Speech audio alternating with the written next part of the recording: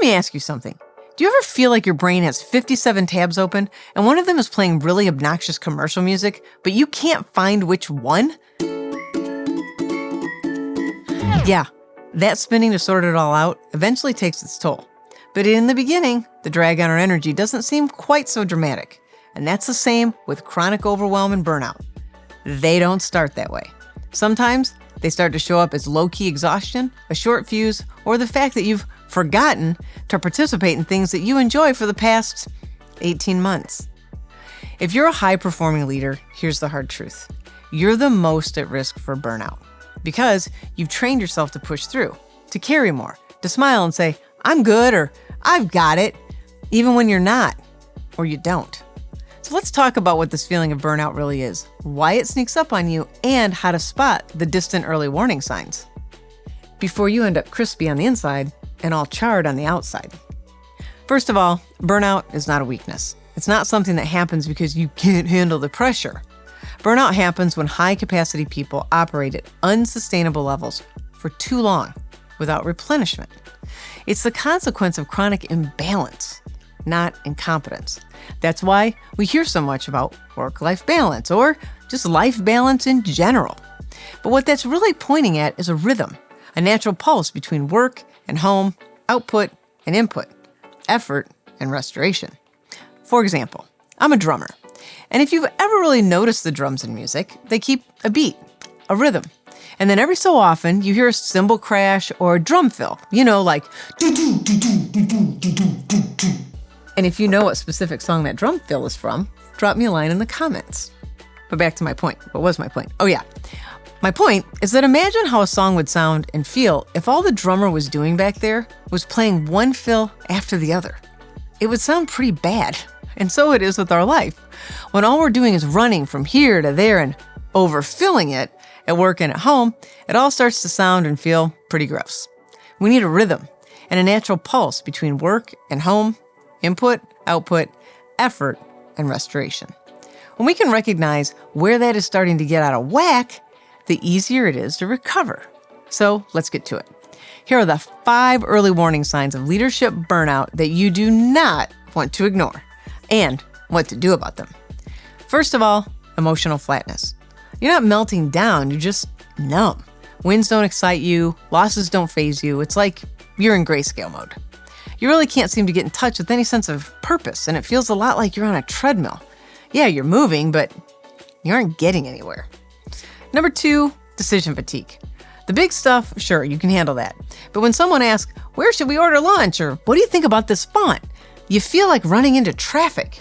Your brain needs a break from the overwhelm and anxiety of living with decisions that are occurring too far into a future that you can't predict. Number 3, irritability over small stuff. Not because you're a jerk. It's because your nervous system, it's done. You snap at what you'd usually laugh off or at what normally wouldn't even faze you. You can't keep your awareness and mindfulness turned on enough about the small stuff because the tank, well, it's not empty. Number 4, you always seem tired and never fully restored. Yeah, you slept, maybe you napped, you relaxed, and you're still exhausted. Burnout tired doesn't go away with one good night's sleep. This is a different dance, and your body and your mind, they need a different type of music. Last but not least, resentment shows up. You love your work, or at least you did, but now you feel bitter about every ask, every email, every Slack notification. That's your body and your mind saying, hey, I'm not okay with this anymore. It's time for a pause. I know, all of these things are a real bummer, but true. Now, if 2 or more of those things hit you in the gut, feel that. And know that this is your system saying, hey, something's got to change, man. And I know what you're thinking. I don't have time to deal with burnout or to slow down or pause or take care of this stuff right now. But the truth is, you don't have time not to take care of it. And here's the great news. That same go-for-it attitude that might have gotten you into this state, it's the same energy you can use to get out of it. Sort of. I know. The irony. So, you can either pause now and make a plan, which you're likely incredibly good at doing already, or your body and brain will eventually hit the brakes for you. There's a price to be paid when we're withdrawing too much out of our life account and not making good, healthy deposits. I say, let's stop using our bodies as the only red line alert system we have and get way more proactive, shall we? Oh, yes, we shall. Here's where mindfulness and resilience come in. Mindfulness is not just sitting on a cushion thinking about your breath, although that is part of it. It's more about noticing what's happening while it's happening, without judgment. It's checking in and asking, how am I feeling really? How are my emotions doing today? What's my body telling me right now? Does it need more sleep, a break? Does it need to move around? And what am I noticing right now about my energy? Here's an idea. Try setting a timer 3 times a day and take a minute to check in with yourself. Then inhale and exhale fully. Do this just like you're checking in with a teammate because you are. You're the teammate. Okay, what about resilience? Well, getting real about having some good days and some bad days is always helpful. There will absolutely be both. Some days can be tougher and others easier too. But sourcing our resilience is always a good idea. And resilience isn't about just bouncing back by ignoring that we've fallen. It's not the point. It's about recovering with awareness. And if you want to get better at rebounding and harnessing your resilience, practice restoring yourself before the breakdown happens. Here are 3 quick actions to build resilience today. First, end your day with a done list. I know, that sounds silly. But instead of obsessing over what you didn't do, jot down what you did do. That alone reduces cortisol. Our mind naturally drifts towards what we didn't get done, and it's a good idea to intentionally balance that out. One really cool thing about doing this is that it also lets us see what we prioritize during the day. It can be wildly telling.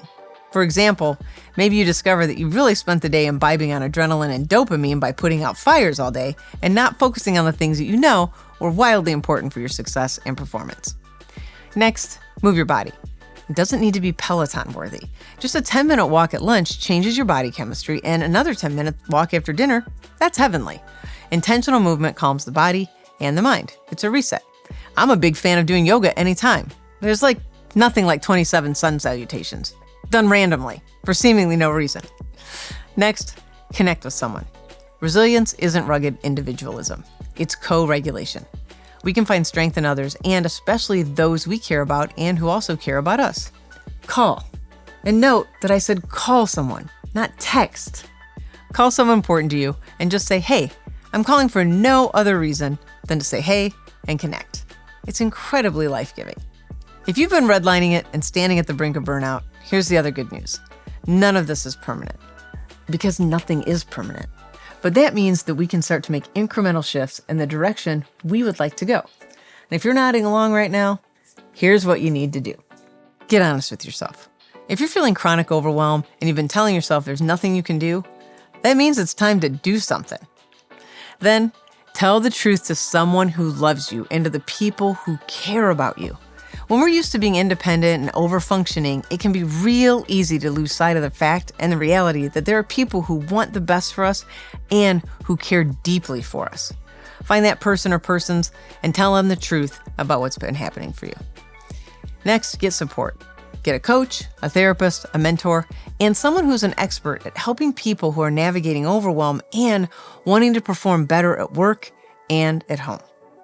Last and certainly not least, start saying small no's, like no to one more meeting, or no to having your phone out at dinner, or no to answering emails in bed. And remember, you don't need a life overhaul. You need a pattern interrupt. Micro shifts are the gateway to macro change.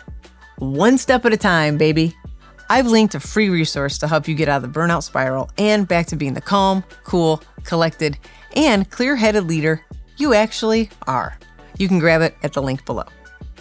If this landed for you and was helpful, hit subscribe to get more great stuff on how to thrive in the 9 to 5 and beyond.